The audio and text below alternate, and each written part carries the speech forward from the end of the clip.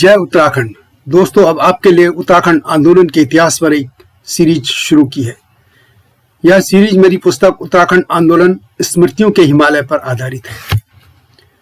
2017 में लिखी यह पुस्तक 90 के दशक से राज्य गठन तक के समाचार पत्रों में प्रकाशित समाचार पत्रों, संपादकीय, कार्टून से लेकर आंदोलनकारियों, पत्रकारों आदि से बातचीत पर आधारित है।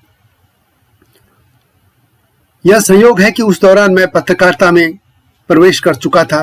देहरादून के डीवीएस कॉलेज से मैथमेटिक्स में एमएससी करने के बाद नियति मुझे पत्रकारिता में ले आई थी।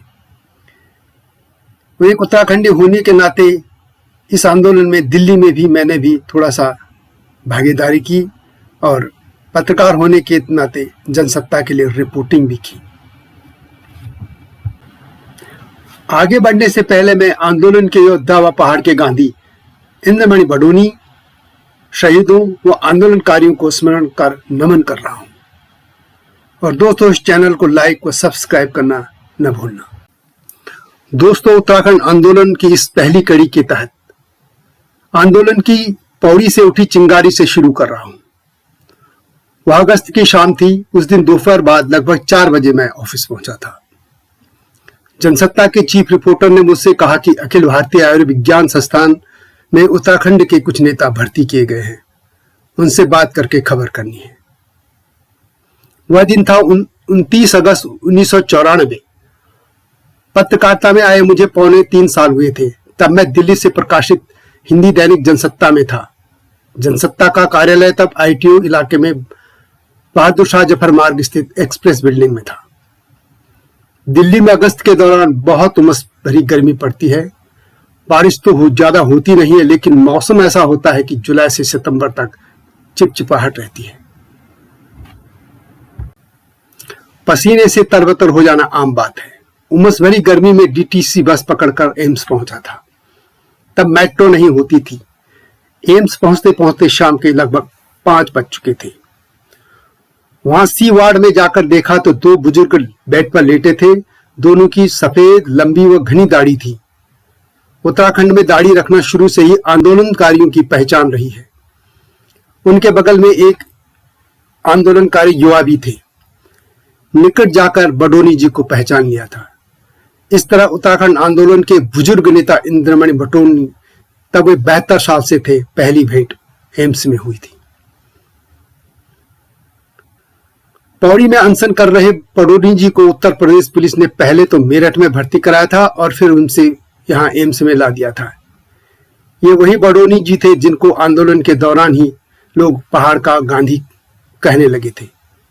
एक विदेशी पत्रिका ने तब लिखा था, गांधी मरे नहीं हैं, उन्हें आज भी देखना है तो उत्तराखंड चले जाइए, वहां उत्तराखंड की गलियों में आंदोलन कर रहे हैं गांधी। बडोनी जी के साथ दूसरे जो बुजुर्ग थे वे थे रत्नमणि भट्ट और सुभाष रावत। लगभग पौने घंटे तक वहां बडोनी जी से बात होती रही और अगले दिन जनसत्ता में मेरी खबर थी, उत्तराखंड का सपना देखते देखते उनकी आंखें बूढ़ी हो गई, यह प्रकाशित हुई थी। उस बातचीत में बडोनी जी ने तब मुझसे कहा था कि उनके जीवन का आखिरी सपना अलग राज्य उत्तराखंड का निर्माण है। बडोनी जी को एम्स में कराए भर्ती 10 दिन हो गए थे। बडोनी जी ने बेहद भावुक होकर कहा था, आजादी के बाद से ही वे अलग राज्य का सपना देखते रहे हैं। अब जीवन के अंतिम दिनों में यह सपना साकार होना देखना चाहते हैं। हालांकि उनके जीते जीते यह सपना पूरा नहीं हो पाया। बडोनी जी ने आगे कहा, अब तो संसद ने भी इस आंदोलन की दिशा तय कर दी है, क्योंकि संसद में भी विपक्षी पार्टियों ने अलग राज्य उत्तराखंड बनाने की मांग का पुरजोर समर्थन किया है। उत्तर प्रदेश सरकार के अलग राज्य का प्रस्ताव भेजने और संसद में भी इसका समर्थन होने के बाद सीधी लड़ाई अब अलग राज्य के लिए हो गई है। इस आंदोलन को शुरू हुए 27 दिन हो गए थे और अब तक वह अहिंसक था। बडोनी जी ने कहा था, यह हमारी सबसे बड़ी उपलब्धि है। उत्तराखंड के गांधी के नाम से जाने गए बडोनी जी ने उस आंदोलन में हथियार उठाने वालों की वकालत करने वालों को संदेश देते हुए कहा था, अहिंसा परमो धर्म। आंदोलनकारियों से अहिंसक आंदोलन चलाने की अपील करते हुए बडोनी जी ने उत्तर प्रदेश के तत्कालीन मुख्यमंत्री मुलायम सिंह यादव से उत्तराखंड में ज्यादा पुलिस बल नहीं भेजने की अपील की थी। आंदोलन ने बंदूक उठाने वालों को नादान बताते हुए बडोनी जी ने कहा था, हम बद्रीनाथ के शांति प्रिय लोग हैं, हम हिंसा में विश्वास नहीं करते, वैसे भी हिंसक आंदोलन का जीवन बहुत कम होता है। मैंने उनसे पूछा था कि साल 1952 से अलग राज्य की मांग चल रही है, फिर भी अब तक राज्य क्यों नहीं बना। इसके जवाब में बडोनी जी कहा था, हमारी कमजोरी थी और है कि हमारे के नेताओं ने अपना कद तो बहुत ऊंचा बढ़ाया, लेकिन उत्तराखंड का कद वे बौना करते चले गए। यह सिलसिला अब भी जारी है। इसके अलावा आंदोलनकारियों के अलग अलग खेमों में बटे होने पर भी आंदोलन कमजोर हुआ है।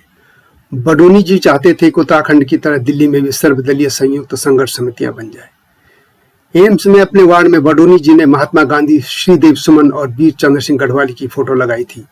कुछ देवी देवताओं के चित्र भी थे और वहां रात दिन अखंड दीपक जलाने की व्यवस्था की गई थी। उन्हें एम्स में 20 अगस्त 1994 को दाखिल किया था। दोस्तों, आगे बढ़ने से पहले यह बता दूं कि यह आंदोलन वास्तव में तत्कालीन उत्तर प्रदेश की मुलायम सिंह सरकार के आरक्षण लागू करने के फैसले के विरोध में शुरू हुआ था। इस पूरे विवाद की जड़ ही उत्तर प्रदेश सरकार का आरक्षण संबंधी आदेश था। मुलायम यादव सरकार ने 10 मई 1994 को एक आदेश निकाला था कि राज्य के सभी डिग्री कॉलेज और विश्वविद्यालय अपने यहाँ प्रवेश में 50% आरक्षण लागू करें, अर्थात अनुसूचित जाति जनजाति के 23% के अतिरिक्त 27% अन्य पिछड़ी जाति यानी ओबीसी के लिए भी आरक्षण। प्रदेश के 13 विश्वविद्यालयों ने यह आदेश मानने से इनकार कर दिया था, क्योंकि वे स्वायत्त थे। आनंद फानन में मुलायम सरकार ने उत्तर प्रदेश राज्य विश्वविद्यालय अधिनियम 1973 में संशोधन का अध्यादेश जारी कर दिया और सबसे आरक्षण लागू करने को कहा। लेकिन हड़बड़ी में सरकार यह स्पष्ट करना भूल गई कि आरक्षण का वर्गीकरण क्या होगा, क्योंकि बहुत से विश्वविद्यालयों में पहले से ही 35% आरक्षण लागू था। 23% दलित और आदिवासियों के अतिरिक्त 10% स्टाफ के लोगों के लिए और 5% विकलांगों के लिए था।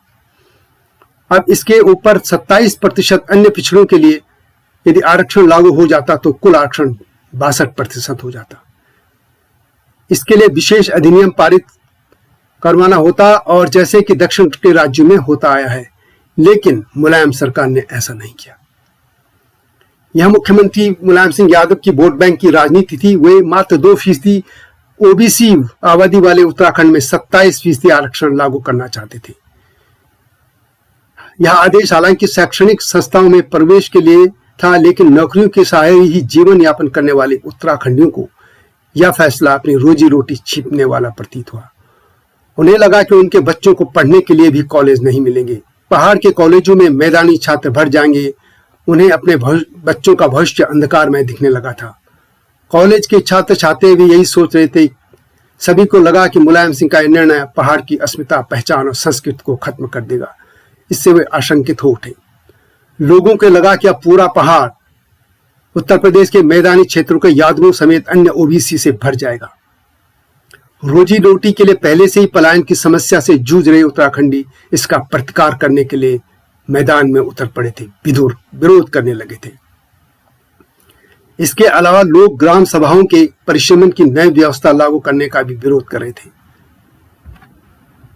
खासतौर पर अलग राज्य उत्तराखंड की मांग पर गठित उत्तराखंड क्रांति दल यूकेडी का मानना था कि उत्तराखंड में नई परिश्रमण व्यवस्था के आधार पर ग्राम सभाओं का पुनर्गठन करने से पहाड़ का ढांचा ही बिगड़ जाएगा।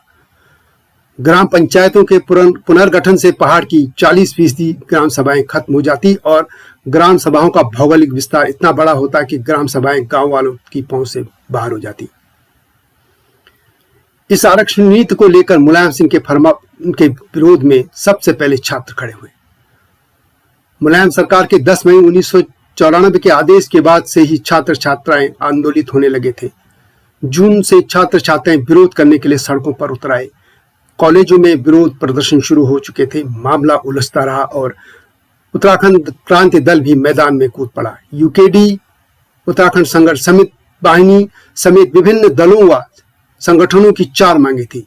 1, उत्तराखंड में नौकरी में पिछड़ी जातियों को उनकी आबादी के हिसाब से ही आरक्षण दिया जाए। 2, ग्राम सभाओं के परिश्रमण का वे विरोध कर रहे थे।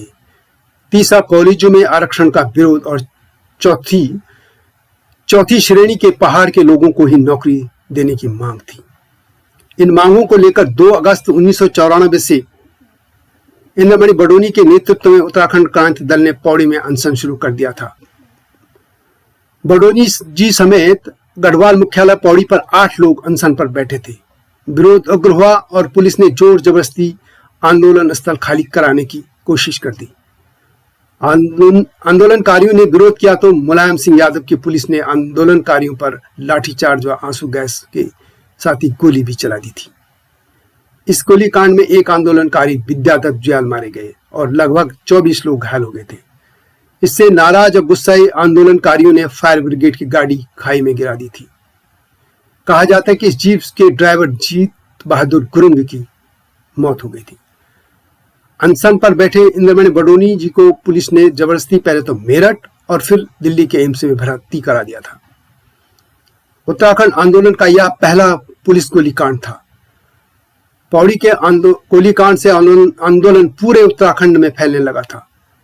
10 अगस्त को श्रीनगर में उत्तराखंड छात्र संघर्ष समिति का गठन हो चुका था। पौड़ी की घटना से आरक्षण के खिलाफ शुरू आंदोलन की लपटें पूरे पहाड़ में फैलने लगी थी। देखते देखते पहाड़ के शहरों से लेकर कस्बों गांवों तक धरना, प्रदर्शन, जुलूस, गिरफ्तारी जैसे विरोध कार्यक्रमों का सिलसिला शुरू हो गया था। जिन कॉलेज स्कूलों के बच्चों को पढ़ाई करनी चाहिए थी वे अब सड़कों पर थे, आंदोलन कर रहे थे और गुस्से से भरने लगे थे। स्थानीय बाजार बंद किए जाने लगे थे। गढ़वाल मंडल से शुरू आंदोलन कुमाऊं मंडल तक पहुंच गया था। पुलिस जितना लाठी भांज रही थी, आंदोलन उसी हिसाब से उग्र होने लगा था। इस गोलीकांड के बाद तो पूरा उत्तराखंड आरक्षण के विरोध में एकजुट हो गया था, सड़कों पर उतर आया था। पौड़ी से आंदोलन की जो चिंगारी निकली थी, उससे उठी लपटें पूरे पहाड़ में फैल चुकी थी और उसकी तपिश दिल्ली समेत देश दुनिया में भी महसूस की जाने लगी थी। दोस्तों, इस आंदोलन की आगे की कहानी जानने के लिए अगली कड़ियों को देखते रहिए। चैनल को लाइक और सब्सक्राइब करना न भूलें। जय उत्तराखंड, जय हिमालय, जय भारत।